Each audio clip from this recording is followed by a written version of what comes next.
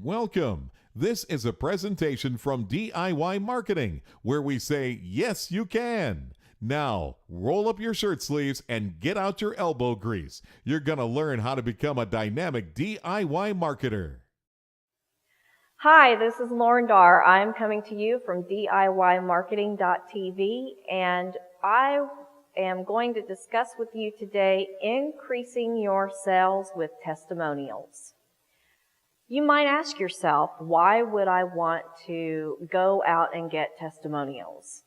Isn't that a little bit self-aggrandizing? And I would say to you, no, I would encourage you to go out and get testimonials for your products or your services or customer service or whatever solution it is that you offer, because having those testimonials in place can be used in different ways and persuade people to buy from you. So it can not only increase awareness of your product or service, but it can also increase your sales. So when you think about doing testimonials, you really need to have a systematized way of gathering those testimonials and getting that information in-house. You can do this in a number of ways. It can be done electronically, whether you do that online with a form online, or whether you do it on the phone. For example, some radio and television stations have a phone line that you can call in and leave some kind of testimonial that they can use on the air. Those are a couple different examples. Or you can have a person literally call and ask for those personally. Your sales team is probably your best tool in gathering testimonials for your business. No matter what, you always want to have a central repository for all of this information and these testimonials, and you want to have someone or a department that's responsible for aggregating all of that information, so that whenever you're developing a marketing piece, you can go back to that information and say, okay, which testimonial is going to best fit this scenario? So what is some of the information that you need to get when you ask for or get a testimonial or an endorsement from somebody or a company? First of all, you need to have the name. Make sure that the spelling of the person's name is accurate. That's kind of embarrassing if it's not, and some people are very particular about that type of thing and can be quite offended if their name is not spelled correctly. Make sure you get their title and that that's accurate. Put the company that they're with in there. There sometimes is some credibility for people being associated with a particular company and a testimonial coming from that company. What is the wording of their testimonial and endorsement? Make sure that that is accurately worded also. If you have the time and if they're willing, get some details on what it is they purchased from you, why they love it, and get some details of what the process was like for them in working with your company, especially if you're selling something like a software solution and there's a workflow.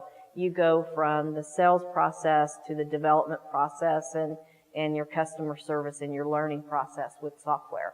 So make sure that all of those areas are covered along the way so that you have a good testimonial that's going to serve you for a long period of time and in a lot of different ways. Most importantly, though, is to get the approval of the person in writing to use that testimonial. One thing to think about is some people are not really comfortable writing a testimonial for themselves, so you may have someone in your company, or if you have a PR professional that is working with you, have them interview that person and generate a testimonial that they can say, yes, this is what I mean to say and how I mean to say it, and have them sign off on that.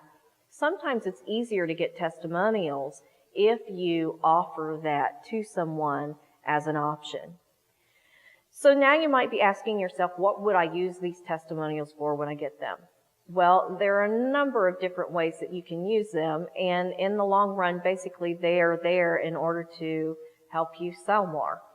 You can use them on your brochures, especially if you have a brochure on a particular product or solution.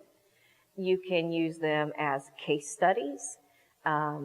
These are great when you have a solution or a platform that you're offering and someone needs to have an understanding and a background of what it is like to work with you. They can be used as user reports that perhaps you pitch to a publication and get published, especially if you're in a business-to-business environment. Use them on your websites, especially use them on your sales pages, and you can also sometimes turn testimonials into press releases. So there's a wide swath of uses for testimonials, and it's great to have a repository of them for use for your business and use them for promoting you in the future.